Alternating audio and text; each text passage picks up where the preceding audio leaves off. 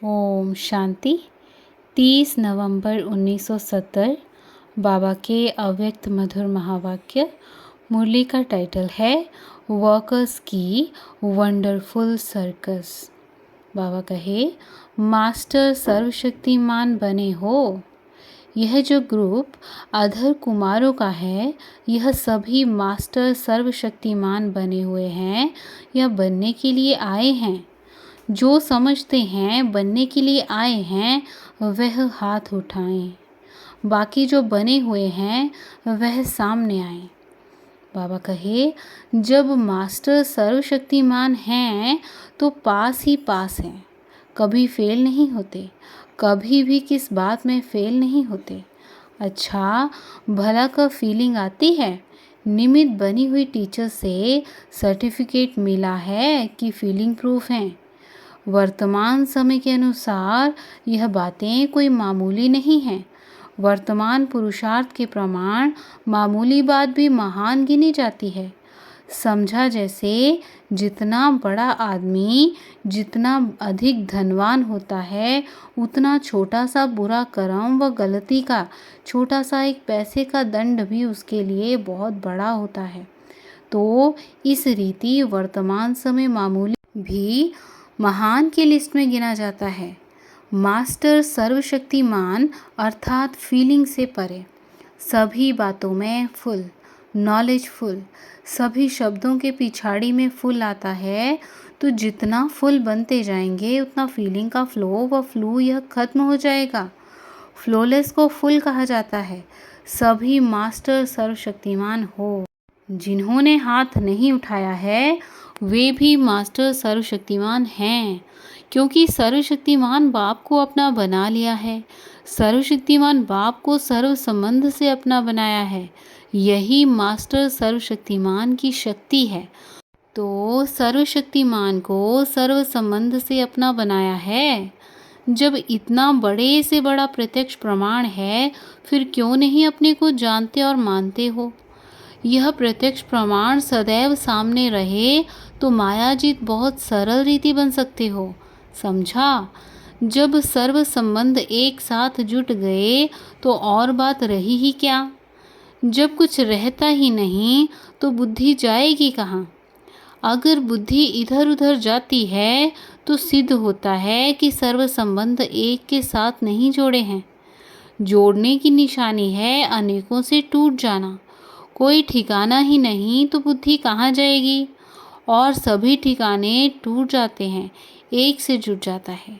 फिर यह जो कंप्लेन है कि बुद्धि यहाँ वहाँ दौड़ती है वह बंद हो जाएगी।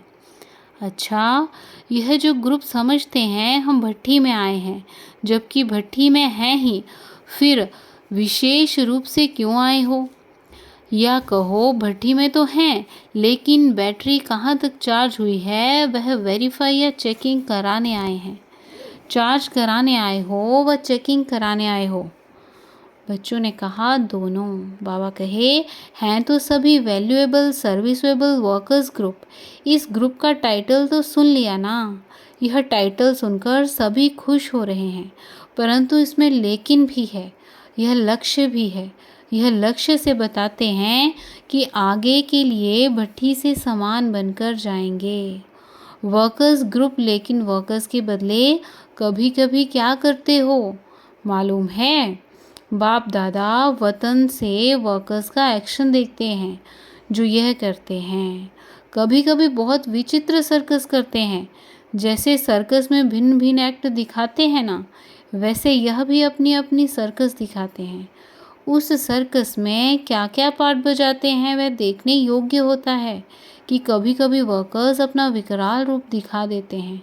अपनी कमियों पर विकराल रूप धारण करने के बजाय अन्य पर विकराल रूप दिखा देते हैं। बाबा कहे, चाहे व्यापार में, चाहे परिवार में, चाहे परमार्थ में, तीनों में यह विकराल रूप की सर्विस दिखाते हैं।